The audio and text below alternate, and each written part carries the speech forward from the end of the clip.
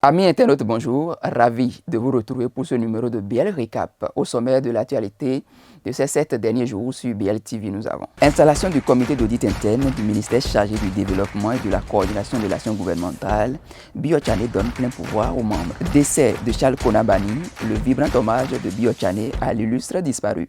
Merci de nous préférer pour vous informer. Voici le développement de ces informations. Par décret numéro 2018-396 du 29 août 2018, le gouvernement de la République du Bénin a décidé de mettre en place des organes de contrôle de l'administration béninoise. C'est dans cette dynamique que le ministre d'État chargé de la coordination de l'action gouvernementale, Abdoulaye Bio Tchane, a procédé à l'installation officielle du comité ministériel d'audit interne dans la soirée du mercredi 17 novembre 2021. Suivez le compte rendu de BLTV avec Arnaud Koumondi et Hamza Kwakano. Le ministre d'État chargé du développement et de la coordination de l'action gouvernementale, Abdoulaye Bio Tchane, a procédé à l'installation officielle des membres du comité ministériel d'audit interne dans la soirée du mercredi 17 novembre 2021. Par décret numéro 2018-396 du 29 août 2018, le gouvernement de la République du Bénin a décidé de mettre en place des organes de contrôle de l'administration béninoise. Ainsi, par l'article 11 de ce décret, le comité ministériel d'audit interne, deuxième comité après celui de la maîtrise de risque, prend corps comme le présente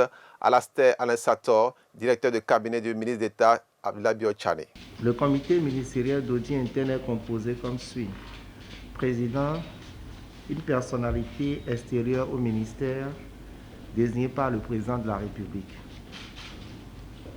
Et dans ce cas, le président de la République a désigné M. Edouard Oussou comme président du comité ministériel d'audit interne du ministère du Développement et de la coordination de l'action gouvernementale. Secrétaire général, l'inspecteur général du ministère, M.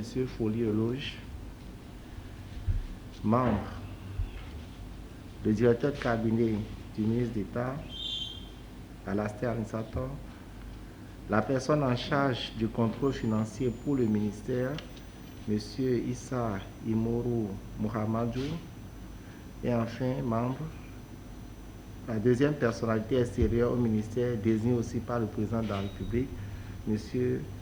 Koussé Raoul. Voilà, Monsieur le ministre d'État, l'instance dont l'installation nous réunit ici ce soir. Créé dans un objectif bien précis, ce comité, une fois installé, permettra de moderniser la gestion publique en instituant les bonnes pratiques de gouvernance afin de rendre l'administration beaucoup plus performante avec un minimum de risques possible. Après avoir remercié le président de la République, Edouard Oussou, le président du comité mesure l'importance de la mission. Cette réforme qui a conduit à la création de ces organes est déjà bien inscrite dans les directives de l'UEMOA et a été internalisée également dans la loi de finances, dans la loi organique relative aux lois de finances du Bénin. Et c'est le but de la réforme, c'est la modernisation de la gestion publique à travers l'institution des bonnes pratiques de gouvernance et la lutte contre la corruption. Le levier de la réforme, c'est essentiellement la gestion des risques au niveau de tous les ministères. Parce que la notion de risque a une grande portée dans le développement de nos administrations, dans l'atteinte des performances de nos administrations, l'atteinte des objectifs de nos administrations. Parce que si les risques ne sont pas maîtrisés, c'est le dérapage, c'est la porte ouverte à toutes sortes de dérives. Donc c'est pourquoi le cœur de la réforme est basé sur les risques.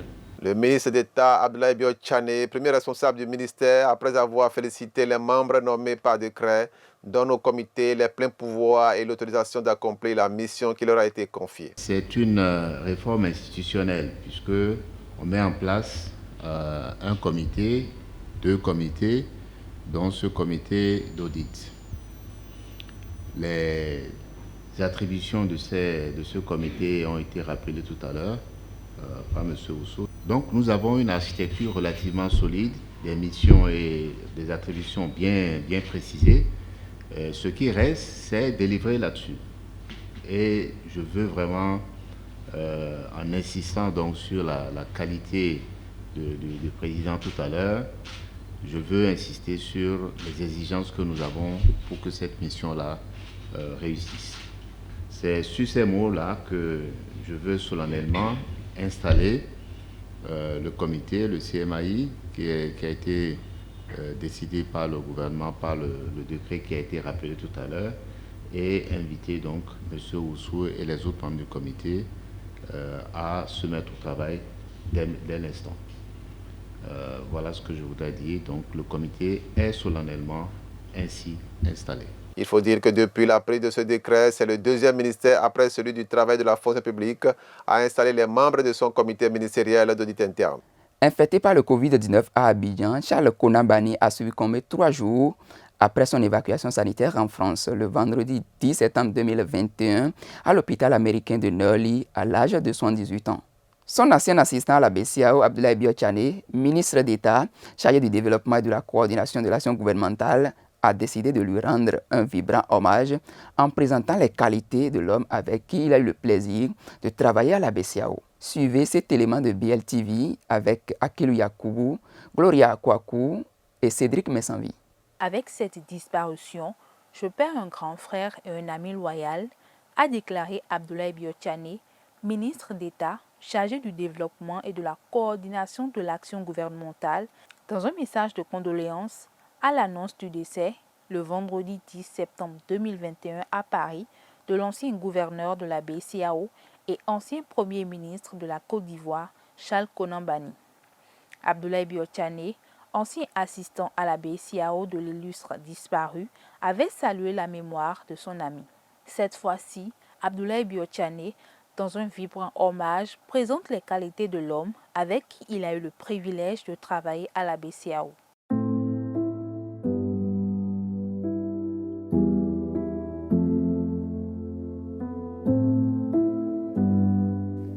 Chers amis de Initiative Afrique, je suis très heureux mais en même temps très peiné de devoir parler aujourd'hui de Charles Konan-Banny après son décès. Mais pour moi, bien que ce soit difficile, c'est un plaisir que de témoigner de qui était Charles Konan-Banny. J'ai eu l'occasion de le fréquenter pendant des années. Il est devenu un grand frère, un ami, et je peux dire aujourd'hui sur tous les aspects que Charles Konan-Banny était un grand homme. Une des grandes caractéristiques de Charles Konan-Banny, c'était un Africain, c'est un panafricaniste. Et il suffit de se rappeler qu'il a été l'initiateur principal de ce groupe auquel nous appartenons tous, Initiative Afrique. Il a été à la base de la création de cette compagnie, la seule compagnie qui appartient à plusieurs pays aujourd'hui, à Sky.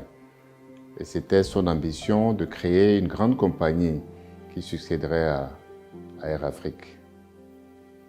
Mais les contingences l'en ont empêché.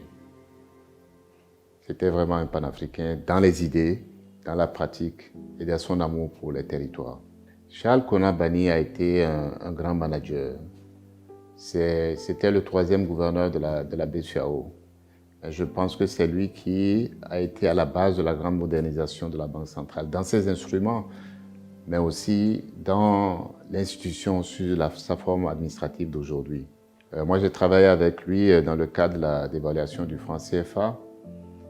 Nous avons convenu ensemble que le jour de la d'évaluation, nous allons signer l'acte avec une encre spéciale. Malheureusement, ce jour, au moment fatidique, moi qui étais son assistant, j'ai laissé tomber l'encrier qui s'est cassé. Charles Banny ne m'en a pas voulu, il a poussé un grand rire, il m'a dit « voilà ». Et nous avons passé le temps à rigoler, nous avons fait signer les ministres avec un bic ordinaire. Et cela s'est passé sans histoire. Charles Bani, c'était aussi quelqu'un qui était authentique. C'était un Africain authentique, c'était un Ivoirien authentique. C'était le Baoulé authentique et le chef Baoulé. Il aimait vous conduire dans son village, Morofé, à côté de Yamoussoukro. J'y suis allé un nombre infini de fois. Et Charles Bani savait recevoir ses amis. Alors je dirais à Massendie, qui est son épouse qu'il a laissée, à ses 3 autres enfants qui sont restés après le décès de Dominique, courage à vous tous, nous vous aimons tous, nous sommes avec vous et l'image que Charles a laissée est celle qu'il nous laisse à nous tous. Infecté par la COVID-19 à Abidjan, Charles Konan Bani a été évacué en France le 7 septembre 2021. Il meurt 3 jours plus tard, soit le vendredi 10 septembre 2021, à l'hôpital américain de Neuilly, à l'âge de 118 ans. Ainsi s'en est allé le citoyen de Morofé, le Baoulé authentique, le chef Baoulé dont les empreintes resteront gravées sur la BCEAO. Chers amis internautes, nous voici à la fin de ce numéro de BL Récap. Merci de nous avoir suivis. À bientôt.